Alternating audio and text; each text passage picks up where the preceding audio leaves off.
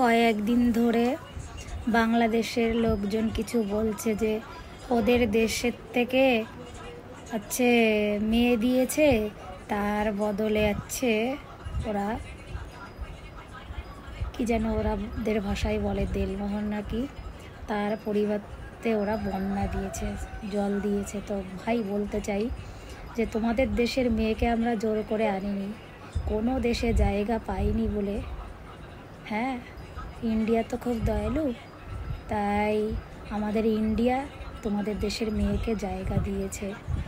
ইন্ডিয়াদের মন এত দয়ালু যে কারোর কষ্ট দেখতে পারো না। পৃথিবীর কোনো দেশ যদি জায়গা না দেয়, জানো তো, ইন্ডিয়ারা জায়গা দেয়, তাহলে বোঝো ইন্ডিয়াদের কত বড় মন। শখ করে তোমাদের দেশের মেয়েকে আমরা চাইও নি, আনিও নি।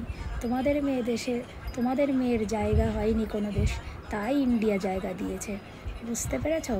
আর যে তোমরা এত বড় বড় কথা বলছো, না বুঝে কেন বলছো আমি বুঝতে পারছি না। আর ওই যে ইলিশ করে দিনরাত লাফাও না, তো আমাদের দেশে প্রচুর পরিমাণে মাছ খাদ্য খাবার আছে, আমাদের ইলিশ না হলেও চলবে। প্লিজ তোমরা গালিগালাজ আজে বাজে মন্তব্য করো না।